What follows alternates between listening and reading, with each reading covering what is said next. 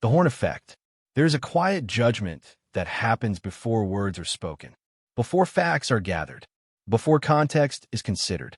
It begins with one flaw, one mistake, one uncomfortable detail, and suddenly everything else collapses around it.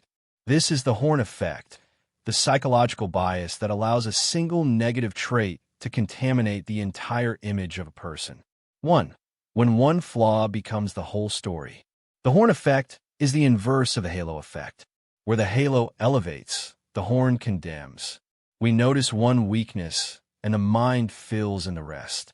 They miss a deadline, so they must be unreliable. They speak awkwardly, so they must be incompetent. They make one mistake, so they must be careless, selfish, or dangerous. And without realizing it, judgment hardens into identity. The person is no longer someone who did something wrong. They become someone who is wrong. 2. Why the mind clings to the negative. The human brain is not impartial. It is protective. Negative information feels urgent, threatening, relevant to survival. From an evolutionary perspective, this made sense. It was safer to overestimate danger than to overlook it. But in modern life, this bias no longer protects us, it distorts us. One negative signal becomes a warning label, and that label spreads. 3. How first impressions turn into verdicts. The horn effect often begins with first impressions. A tone of voice, an expression, an appearance that doesn't align with expectations. The mind reacts quickly. Something feels off, and instead of investigating that feeling, we defend it.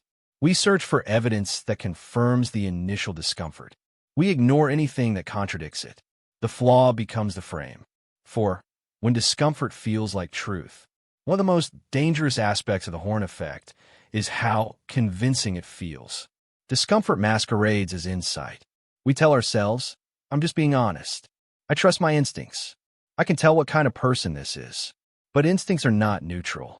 They are shaped by fear, bias, and past experience. And when discomfort is mistaken for truth, curiosity disappears. 5. The moral weight of the horn effect. The horn effect does not stop at perception. It shapes morality. Once someone is framed negatively, their actions are interpreted through suspicion. Neutral behavior becomes questionable.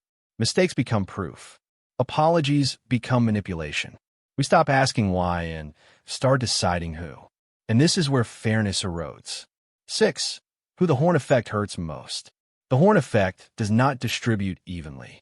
It falls hardest on those who are different, those who lack status or authority, those who are already misunderstood. One misstep becomes permanent. Reputation hardens quickly. Redemption feels unavailable. And often, the person affected has no idea which moment sealed their fate. 7. Power, punishment, and perception. When the horn effect attaches itself to systems of power, its consequences multiply. In workplaces, in education, in justice, in media, once someone is labeled as difficult, unreliable, or problematic, every future action is filtered through that label. The horn replaces evidence, and accountability becomes selective. 8. The cost of being reduced. The deepest harm of the horn effect is not punishment. It is reduction. A complex human being is compressed into a single narrative.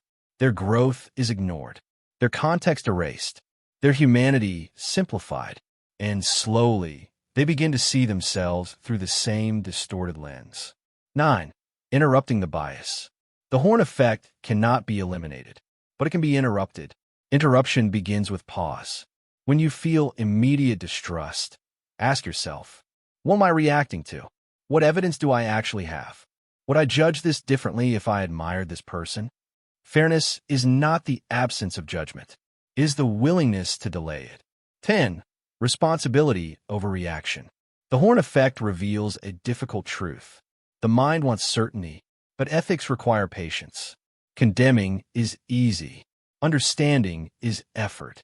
And effort is the price of responsibility. This is Ethiax, where psychology meets responsibility. And responsibility begins when one flaw no longer defines the whole person.